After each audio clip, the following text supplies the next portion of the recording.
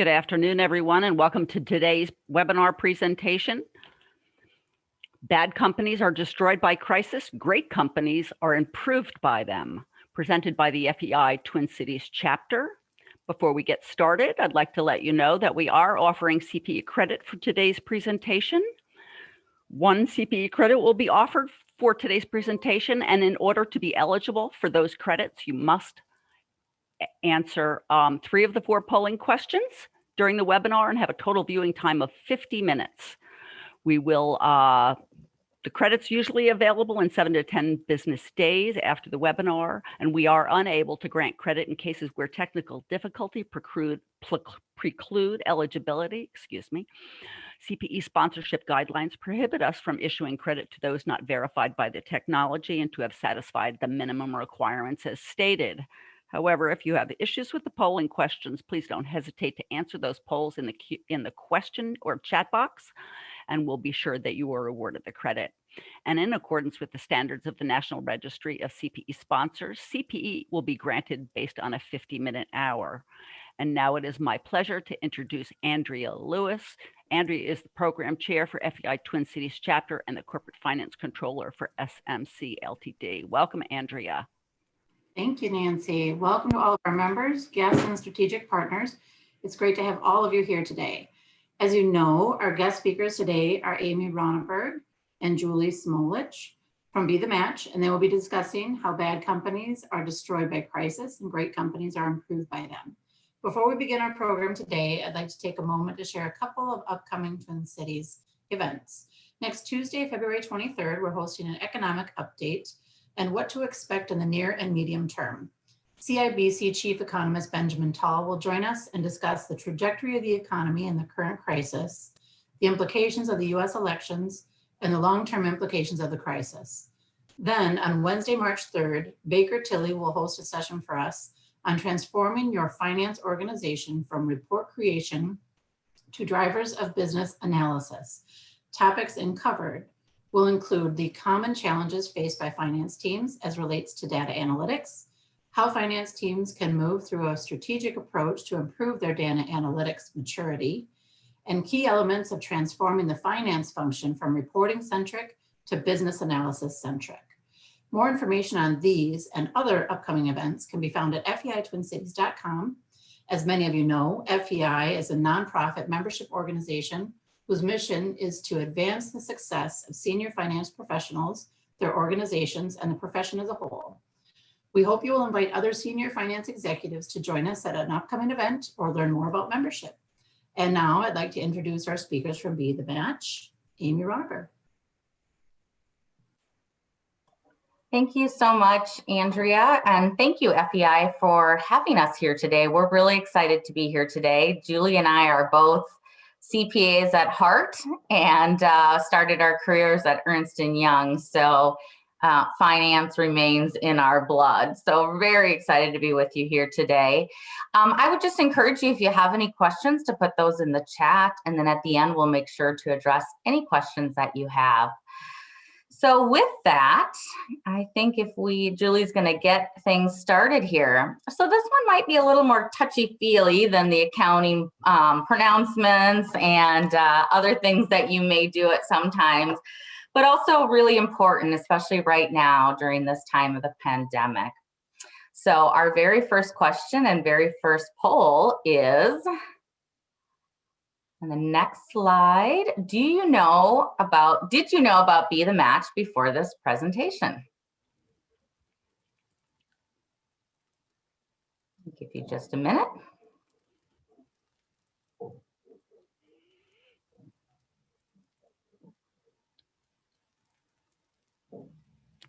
It looks like we have almost all our answers in. If you don't have your answer in, please hit submit now. I'm going to close that poll and show the results.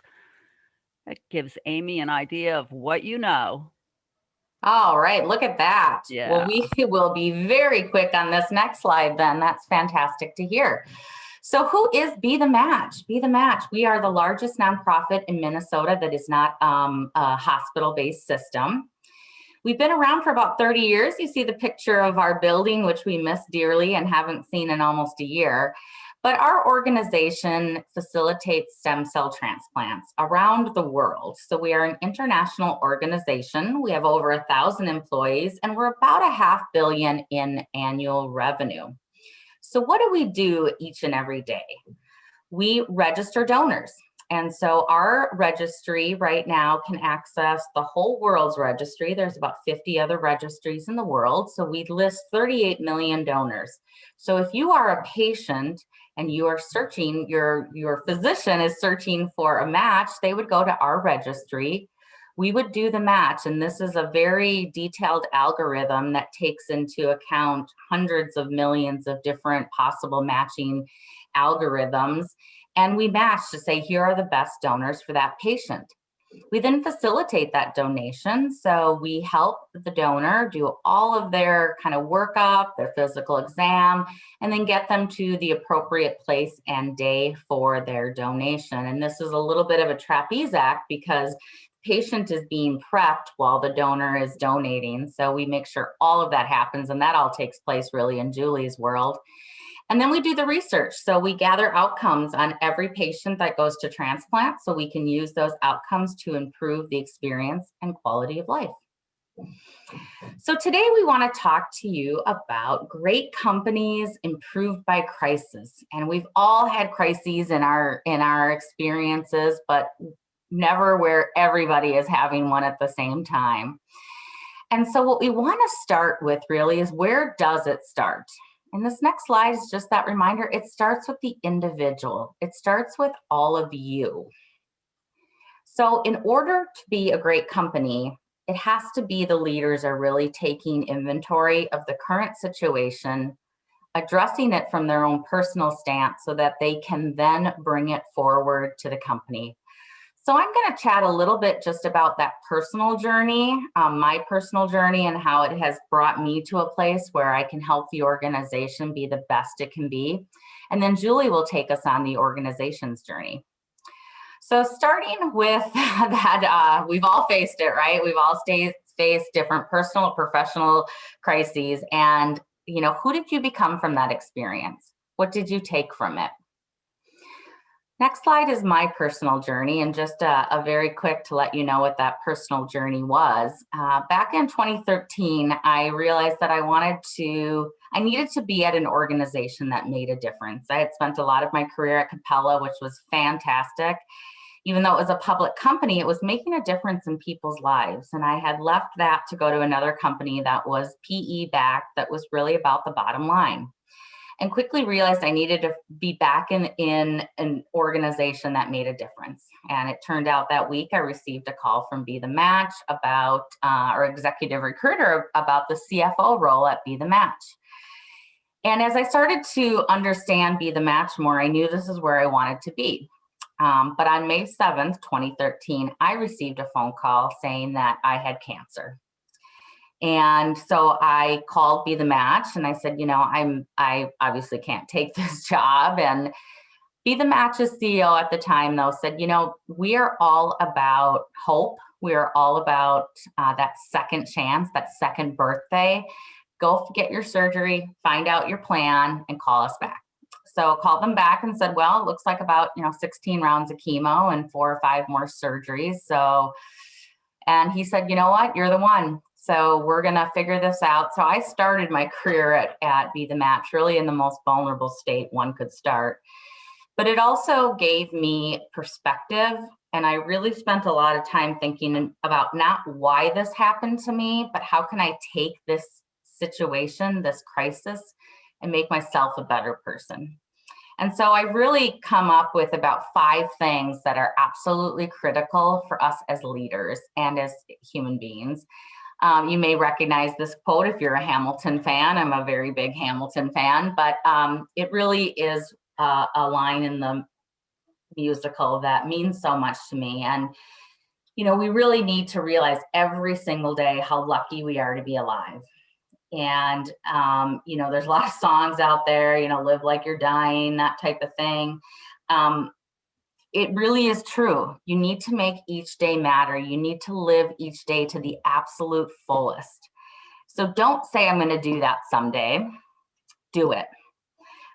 Start your legacy now. Don't wait till you retire and then start thinking about your legacy. Spend time to say, what do I want to be remembered by? Because we don't know how long we have. And I don't mean to be morbid, but it is a reality. And I think, you know, having my own mortality question really allowed me to realize that what it feels like to know that there isn't a forever.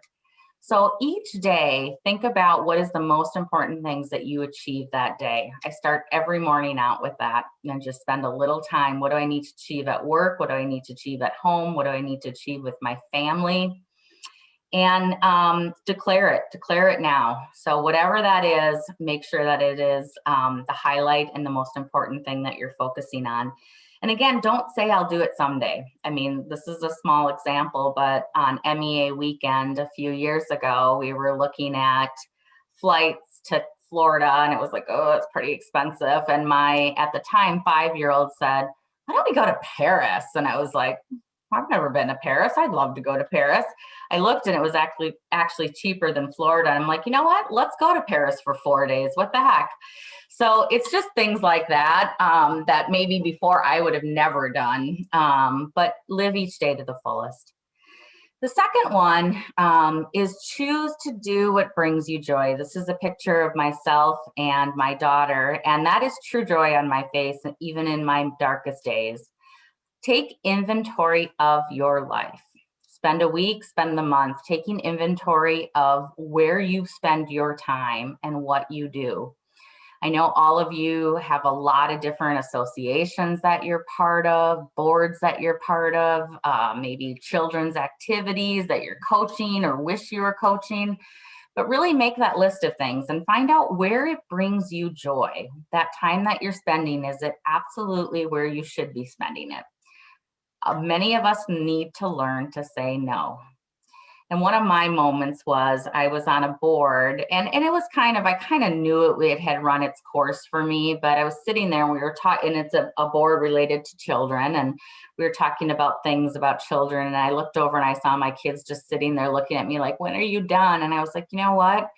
I should be spending this time with my kids, not talking about other kids. They're at a point in their life where I'm only going to have this chance once. So spend some time really thinking about it. Think about what are the things that you enjoy most. How do you proactively figure out how to go after those particular things and have more of that? So the next one is simple acts of kindness. Now this may be a little bit of, well, of course I do this. But as leaders, really think about the impact that you can have on someone's day.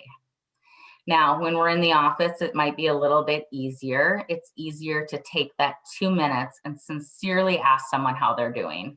That might be what changes their entire trajectory of their day. And of course, there's the butterfly effect with this. If you can change their day, they might be able to change somebody else's day and so on. And suddenly you've had a real impact on your entire team. It is a little harder in this environment for our organization. We've been working from home since March, and certainly will be continuing to do so in the near term. So it can be harder, but how do you start out just asking someone from your team, you know, how their day was or what they're doing over the weekend? Send them an email. Just say, hey, I'm thinking about you. Hope you're having a great day or great job on that. Take 5 minutes. I take an hour every week and just write cards to people and send them the old school way in the mail. And it's easy to do. TV's on. You can just sit and write, whether it's a birthday card or a thank you card. But it's that sincerity that's really important. And again, as leaders, I think a lot of leaders say, well, when I retire, I'm going to do this and this. I'm going to do all these great things to make a difference in people's lives. You have more ability today while you're working and having a team and being a leader than anything else you'll ever have in your life. So take advantage of that and show those simple acts of kindness. The fourth one, and I call it work-life balance, is BS. No one can have perfect balance. But what's important is if you're spending time doing what you love, you're not going to be thinking about work-life balance. If you truly love what you do And I say that from a job perspective because it is where we spend a significant amount of our time. But if you truly love what you do, you will have that joy all day. Now, we're in a really interesting situation where in many places, our home and our job have intersected in a way never before. This is a great opportunity. I look at it very much as an opportunity to be able to intertwine those two components in a way that I've never been able to do before. You know, I can take that 10 minutes during the middle of the day to have a great quality conversation with my kids that I wouldn't when I'm at work. And again, I look at it very much more on quality over quantity. I may not spend as much time with my kids as maybe the next door neighbor does, but the time that I do spend with them, we make sure that it's that absolute quality time. So again, if you ask yourselves and you think about your day that hasn't been, you know, that you're not absolutely loving what you do and you're feeling like you're always searching for this balance, it may be time to put yourself in check and say, I might need to think about something different. I might need to think about a different role. And you might be saying, well, Amy, that's easier said than done. Well, you have control. You have control of your life, and life is short, and you need to love what you do. Again, you will be your best leader and your best self if you are loving what you do. I mean, if you think about the jobs that you had that kind of every morning you're like, oh, I got to go to work today. You're not your best leader. You're not your best self. So again, take that time to really do a check-in. And yes, I fully appreciate that there are times where there's a project or something going on in your family's life that it does feel a little out of balance. And that's when it's really important to think about, when is this project supposed to end? Or is there an end to this current family situation? Or do I just need to put a check in 30 days from now, 60 days? Write it down, write that date down, and make sure you're checking in with yourself. Is there something I could do at this point to have create more balance? Or this project's done, how do I not just jump into another thing where I'm 110% working and not having other things that I love to do? And then find those opportunities where you can do both too, you know, go for a run with friends or whatever it might be, so that you're actually being able to do 2 or 3 things at the same time that brings you joy. And then the last one really is about being authentic. You know, we as leaders sometimes want to hide our vulnerabilities. And I think this is such an interesting time because we have the ability, and it's very acceptable to have things go wrong on a Zoom call, right? It's very acceptable that a kid comes running through, or you don't even know it and your kid's behind you making faces. That certainly has happened to me before. Or of course, an all-team meeting where we're having a conversation with 1,000 people and suddenly my child decides it's piano lessons in the background. So all of these things are happening to all of us, whether it's a pet or a dog barking or a child running through or a partner walking in behind you in the middle of something. This is the time where I think we as leaders have that ability to really show into our lives a bit more to our team. And it means a ton. Being authentic, being yourself is so important. People know it, people see it, they know it before you even realize it most of the time.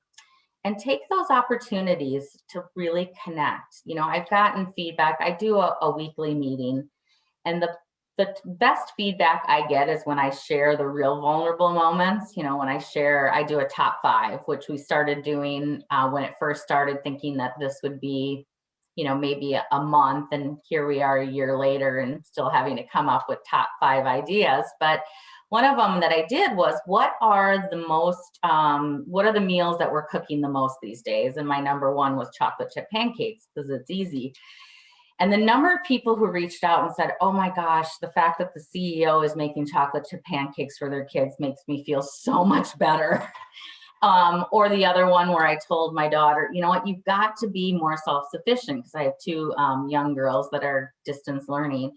Figure out how to keep yourself busy when school ends. And, you know, the next day she did that, and she did a great job of keeping herself busy. However, when I exited the office, there was peanut butter all over the walls because she lathered up one of our dogs with peanut butter so that the other one could lick it off and keep her busy watching that. So, you know, it's those moments that just showing that you as a leader are going through a lot of the same things that your teams are going really makes an incredible difference. So I wanted to just, you know, really share these top 5 learnings for me. I would not have been in the place I'm at or the leader I'm at without going through that personal crisis that I went through.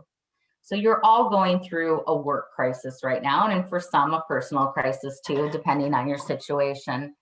Take the time to look at that journey and what are the things you can take from this time, because that's going to make you the absolute best leader that you can be. And that's where being a great company starts, is you being a great leader and being able to show up and make a difference in employees' lives. So I have one polling question, and then I will turn it over to Julie.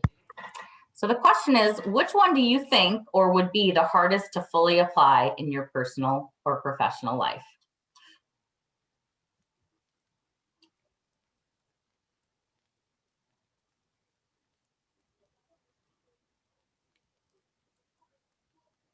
We'll give you just a few more seconds to answer that poll, folks.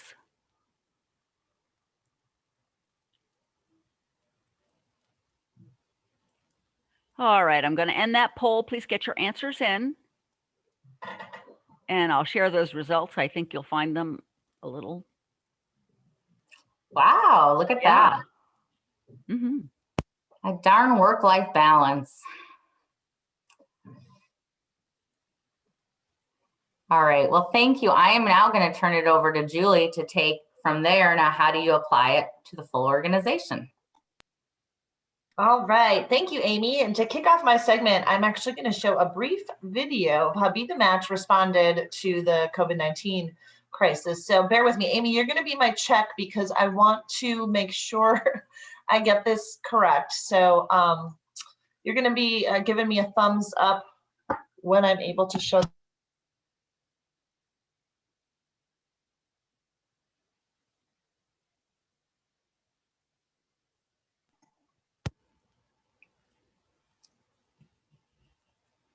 Looks like we may have you frozen, Julie. I'm not sure if you can hear me.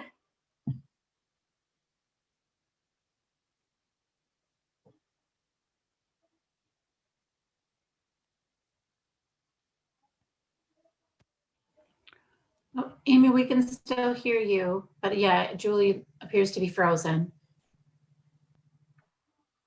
Okay. I do not have the video. Okay, we'll let Julie maybe come back on in a moment. I don't know if there's a question that I could answer while we're waiting for Julie. I'd be happy to do that. We can take a few seconds. Yeah. And share another poll. How about that while we wait for Julie? That sounds great. All right. We have a third poll up on our screen now. How has your organization been impacted by the pandemic? Your choices are: demand for products, services declined, demand for products, services increased, demand has been about the same, demand has been about the same, but it has been more complicated to deliver than pre-pandemic, other. I'll give you just a few seconds. Actually, I'll give you as long as we need to get Julie back on.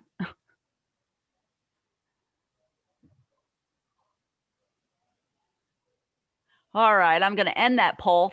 Folks, thank you for your patience. And there are the results, Amy. So you'll see that. Look at that. Yeah.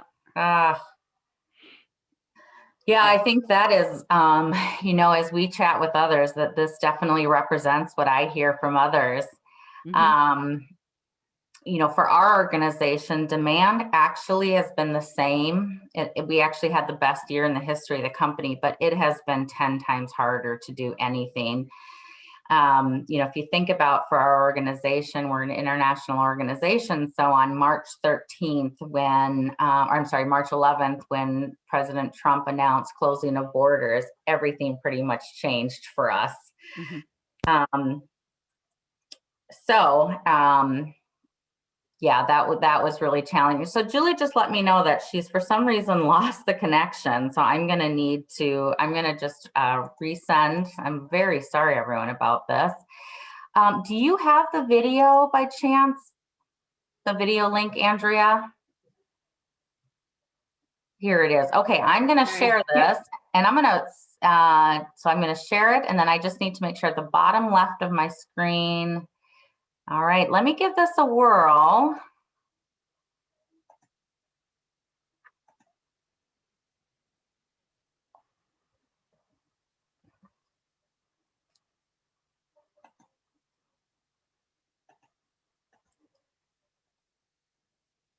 Can everyone hear that?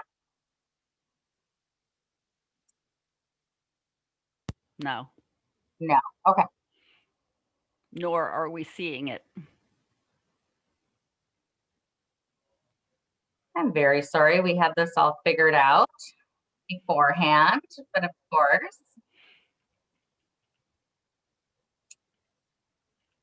Okay, I think I have this figured out now. So let me share my screen. Mm-hmm. And then when you said just sharing the audio, where would I find that audio? I think on the bottom left, when you hit share screen, there's a button that states to be sharing audio as well. Okay.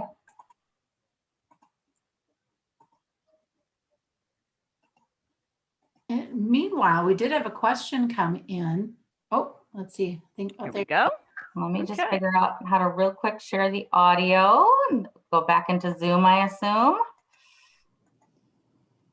Yeah, I think it was a pop-up when you clicked on share your screen. Okay.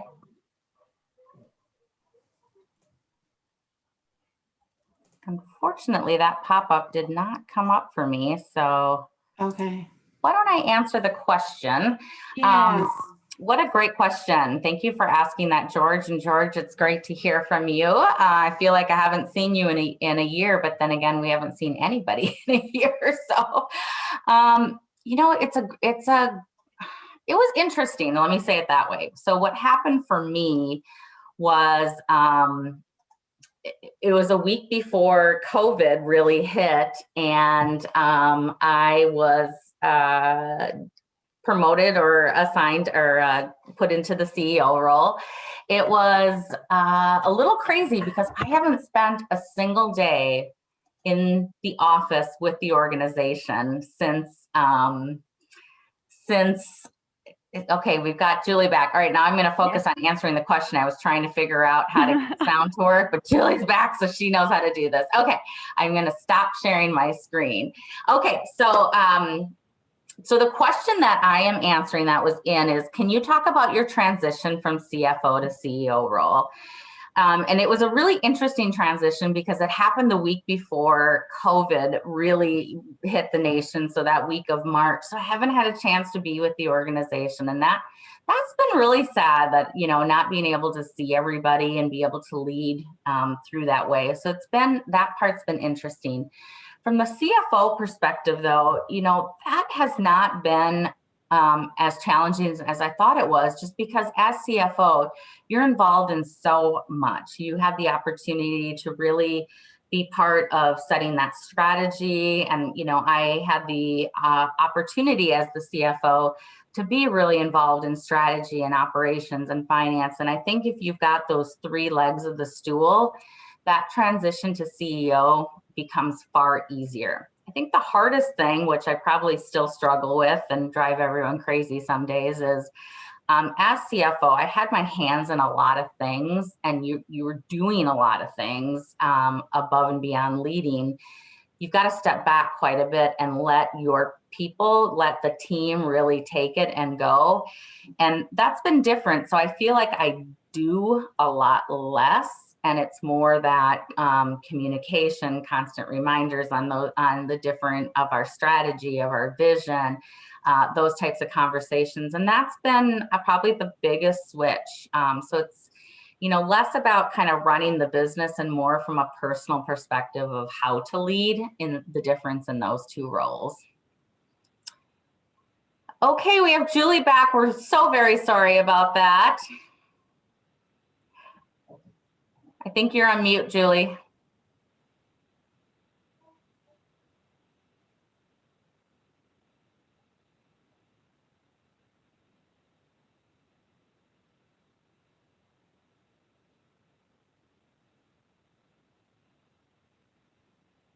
We can't hear you.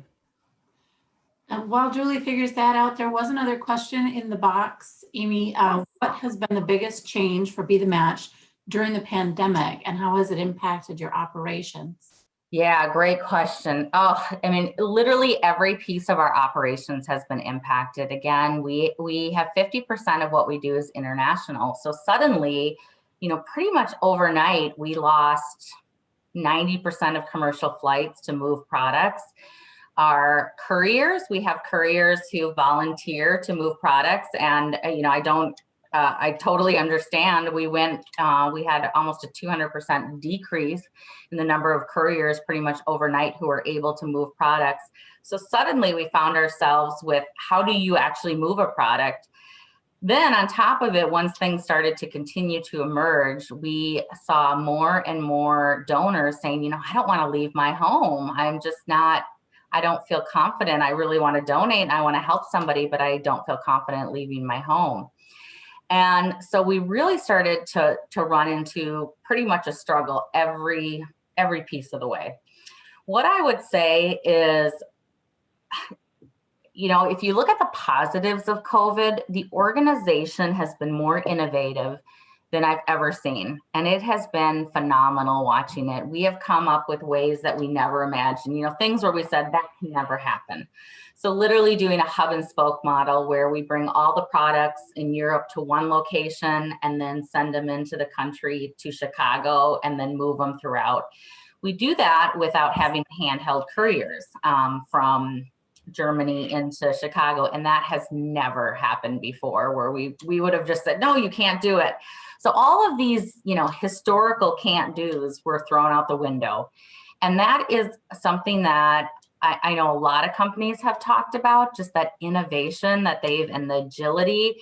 And that's something that I think we as leaders have to make sure that we are moving that forward, even post-pandemic, after that world is done. How do we continue to keep that real innovative spirit and that can-do attitude?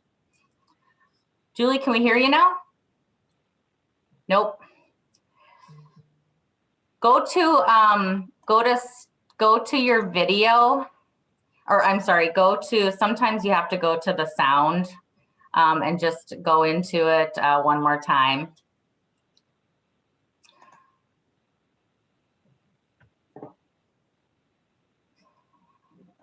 From a business continuity, I just saw the question itself. From a business continuity, I think one thing I would say is we had a really great business continuity plan. I don't think even within that, though, we could have ever imagined the amount that has happened here. But what I would say is the relationships that were built for years previously, particularly with our partners from a government perspective, from a customs, from a throughout the world, really came into play, because it was, we received the only blanket waiver from the CDC so that we could move in and out of the country on a blanket waiver perspective. And it was, all the years of building those relationships with the CDC that really allowed us to do that. So I think, doubling down on relationship building in your industry with your suppliers, with your vendors is so important. So absolutely would recommend that. I'm going to try to share my screen again. Share computer sound. Okay, we're going to see if we can get this to play and do that while Julie's figuring things out. So here we go.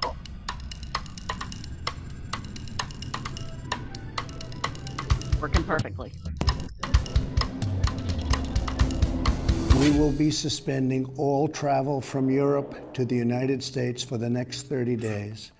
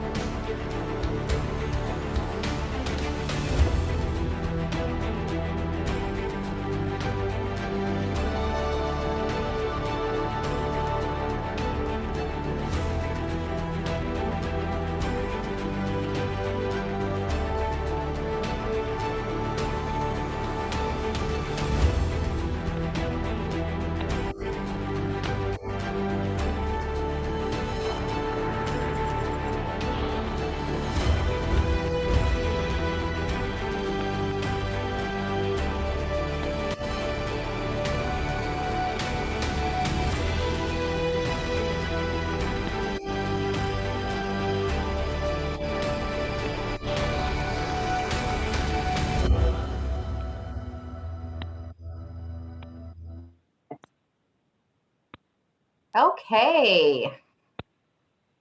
Julie, do we have you back with sound? If not, I can do your presentation. We do not have sound. Okay. So I don't know if you guys would be able to put up the presentation, that would be great. Give me just a second there. Sure. I can do that for you. Okay, while you're doing that, I'll see if there's another question. How are we able to adapt as an international company? So I think we may have answered that one a little bit. You know, again, I think the biggest lessons learned is continue to really build up those relationships right now. We have worked together so much too during this time with our international partners. It's been really a fantastic just to see the partnership that has taken place. I know a lot of people are seeing that in pharma right now, and I hope that you're also seeing that in your industries. But let me do my best with Julie's part. And again, just keep asking any questions that you may have. So 2020, a lesson in leadership agility. Next slide, please. So this is really about the importance of agility. And I think, you know, we've all felt it during this time for sure. I think if we look at this, that it is one of the most important leadership skills, and those who have been able to be agile, who have been able to pivot, I know these are words that you keep hearing all the time, but it has been really critical. And the organization, you know, continues to look to all of you and seeing how you're handling these complexities and this turbulence, and are you able to calmly, you know, move through it. So the next slide, please. And Julie, whenever you're ready, jump on back in for me. So what is leadership agility? Leadership agility is the ability to take effective action in complex, rapidly changing conditions. And boy, are we dealing with that today. I mean, I think all of us, no matter what, I'll share another just quick anecdote. So this past week has been even more challenging for Be the Match with all of the winter storms in down south, particularly in Texas. We have several donors who are supposed to fly into Texas to donate. And of course, you can't get a flight right now, so that is unable to happen.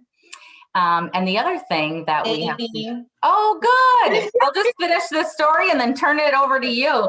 The other thing we've seen happen is even those who are in Texas can't get to site. So we've had to get helicopters to get donors, pick them up, bring them to the city where they're donating. And then once they're in the city, we need military escorts because you can't be on the roads to actually get them to their locations. So even this week in the midst of COVID, we have just one more challenge that we're having to pivot and be really agile. So I will turn it over to Julie, who will do a much better job of this section. Oh my gosh, I'm so sorry. So do you know what happened? This is a test in agility, I guess. Somehow airplane mode got set right in the middle of that video. I honestly don't know what happened, but I'm glad you were able to play it, Amy, to pick up where we left off. And really, you know, to kick off the section, you know, was really going to say, you know, blood cancers and disorders didn't stop, obviously, just because we were in the middle of a pandemic, and patients still needed our help finding a match despite myriad obstacles thrown our way. I know Amy mentioned a few, but border restrictions, countries on lockdown, limited commercial airplane options. I mean, and then the reduction in couriers that Amy talked about, these are, you know, parts of our infrastructure we rely very heavily on. And so that made the work we do exponentially harder and more complicated. And so, you know, this has been a year for most of us. It's really tested our ability to be agile, to be creative in our problem solving, and ultimately for us acting with a high sense of urgency because the mission we have is so important in terms of saving people's lives. So I've really used this time. I don't know about many of you, but I think a lot of us have been in a position where we've had to really empower our teams, encouraging them to take action with limited or incomplete information. And I think that's been a real different flex for our organization. I think historically we have a lot of scientists and physicians, and they want all the data, all the facts before we can make a decision. And we've had to really change that mentality this year, which has been actually a great learning. And it is, again, as part of agile leadership. It's something I hope we take with us and carry through even post-pandemic, because we've been able to act much more efficiently and have that greater sense of urgency. And of course, all of us now working remotely, over this period of time. For us, it was March 12th, we started working remotely, and we've really had to get creative too about how we keep folks engaged and give them the tools they need to be productive, and really keeping that at the forefront to making sure folks feel engaged and recognized and that they can do their jobs well in this environment. So if you want to go to the next slide, Amy. Yeah, so some of the things that we've really been fostering, and something I feel very strongly about and had many conversations with my leaders about, is what are those characteristics of a highly agile leader, and how do we really build that as part of our culture? And it really takes three characteristics, and it really does take all three. You have to be externally focused, you have to be integrative and adaptable. That first one, being able to think outside of your own wheelhouse, right? We have to have an understanding about what's happening in the external environment. What are the market forces in our respective industries, and what do they mean for us?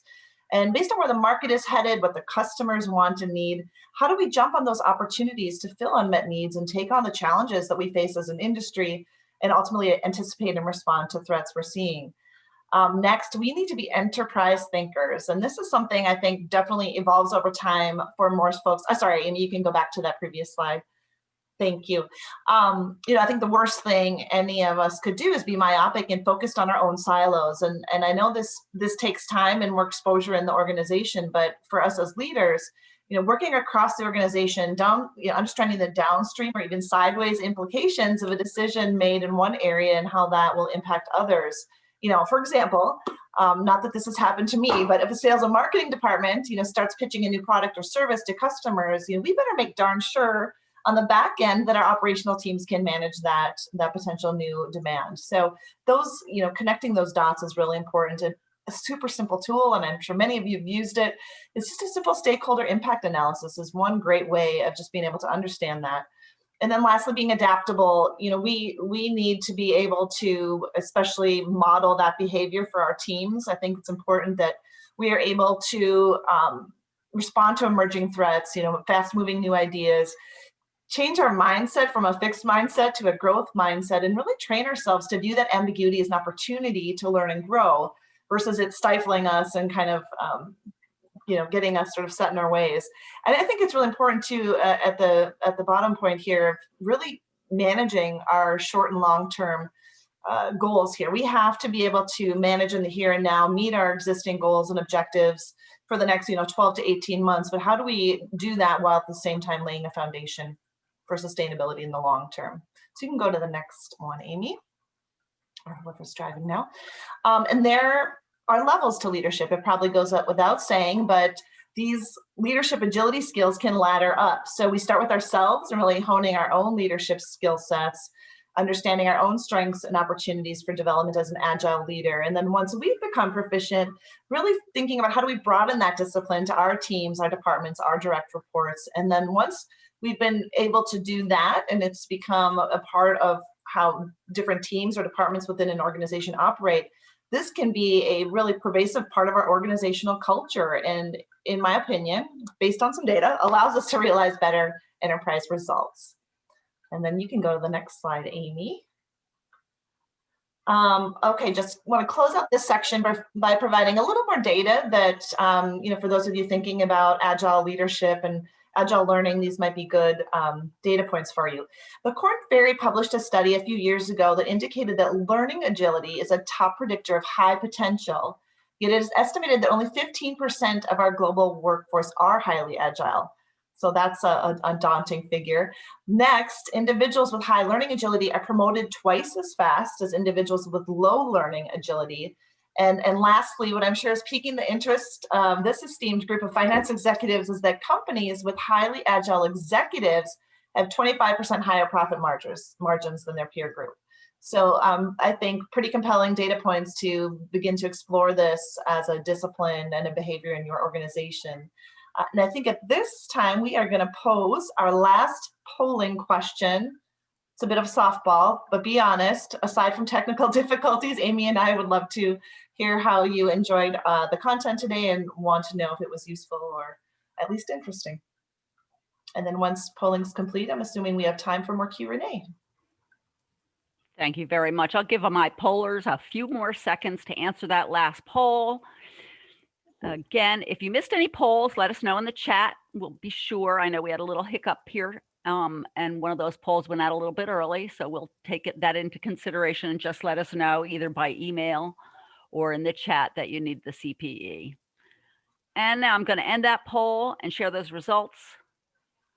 And you guys did a great job. Sorry about all of our technical difficulties. We have a couple questions though. So, and that was, how did your transition and rebranding from National Marrow Donor Program to Be the Match change the positioning of the organization? And so let me start with that. And then, maybe Julie, you can answer the second part of the question of how did you become the leading organization in your specialization? So the transition, I would say, has been twofold in the sense that we still do use National Marrow Donor Program, or NMDP, with our transplant centers and our physicians.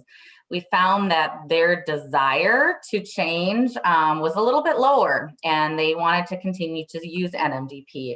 So it does create some confusion, though, to be quite honest with you, that we have NMDP and we also have Be the Match. But what was really important on why we still use Be the Match is more from that donor facing perspective and from a marketing perspective to get organizations excited about talking to their groups about having them join Be the Match or having live drives.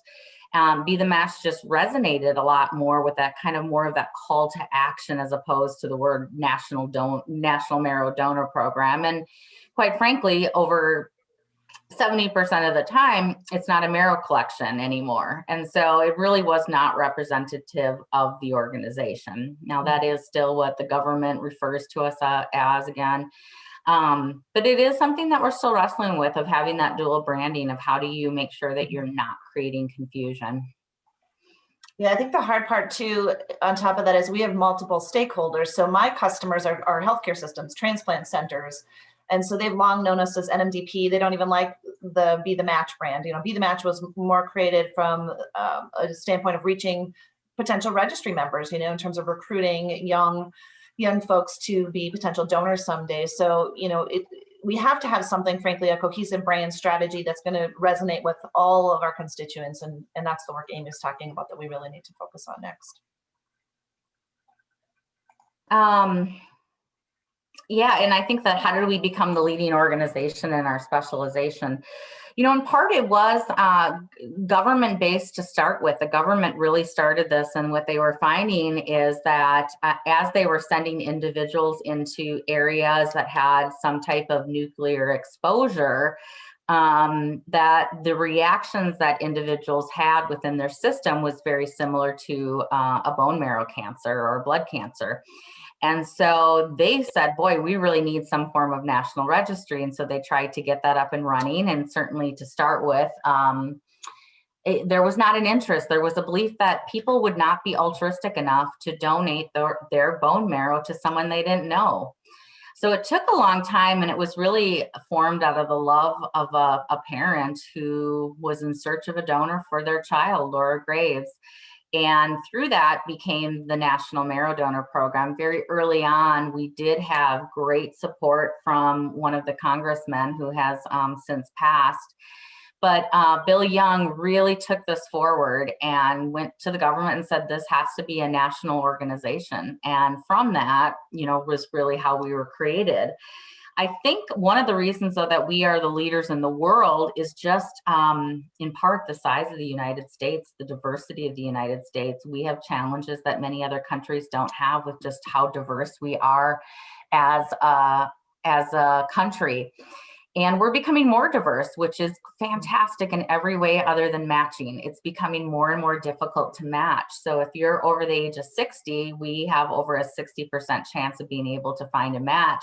If you're under the age of 20, it does start to go down to that, 20 to 30%, just because we become so diverse that for many of us, we may be the only one with that genetic makeup.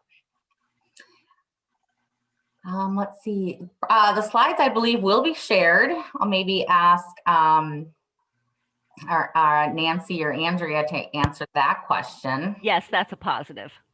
I think there was another question asked about how has COVID impacted patients or patient treatment. So I can address that.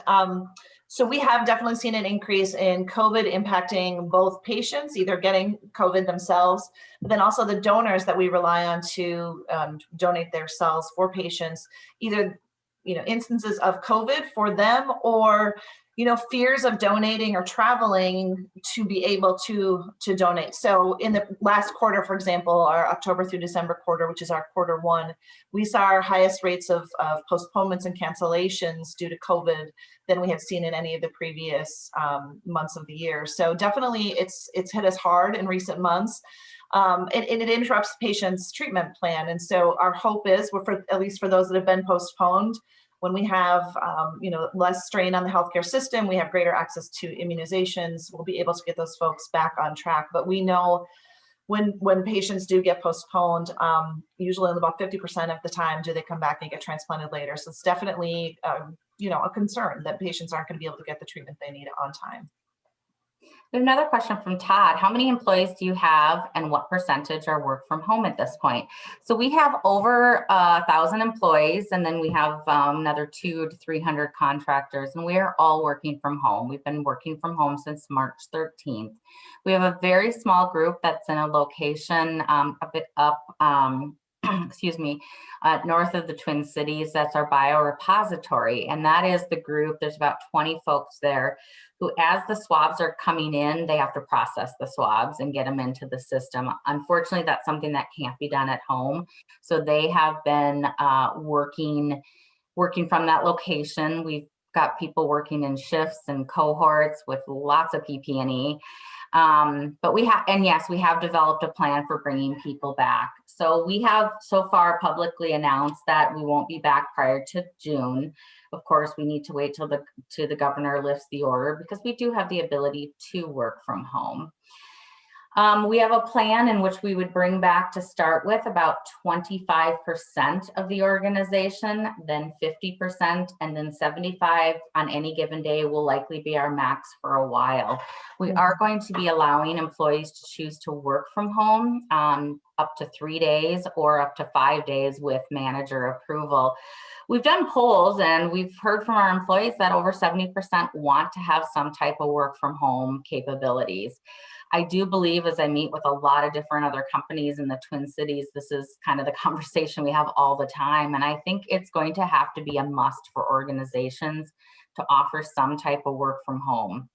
There's a lot of people, regardless of age, who have found that they're able to get more done. It works better with their lifestyle. And so if as an organization, you're not willing to have that, I think it is going to be difficult to retain and attract employees. We are, of course, looking at if June is the right time, and we'll continue to look at that based on everything going on. But absolutely, one other thing along with that is going to be absolutely critical is leading when everyone's in the office or leading when everyone's online is very different than leading in a hybrid model. And so we're still working through on what the best training and skills and tools that we can give our leaders so they can be the most effective of leading in a hybrid environment.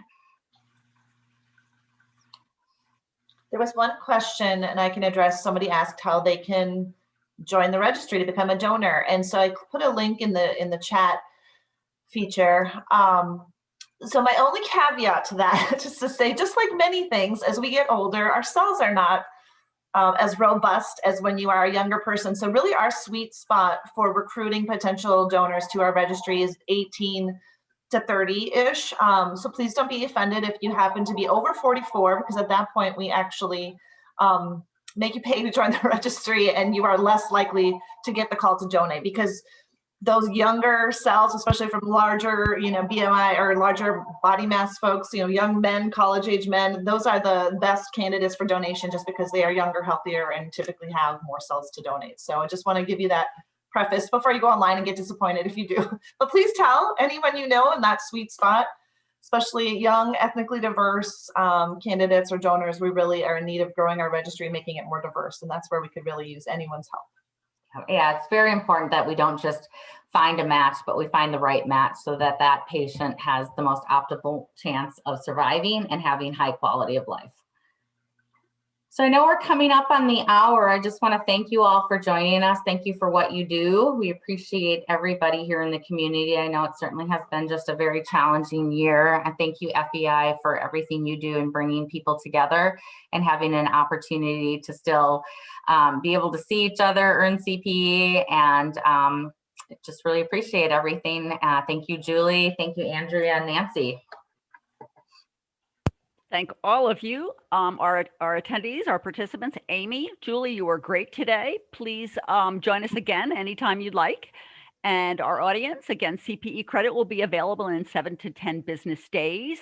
We do wish you the best of the afternoon and end this webinar now. Thank you again for your participation. Thank you. Thank you. Bye-bye.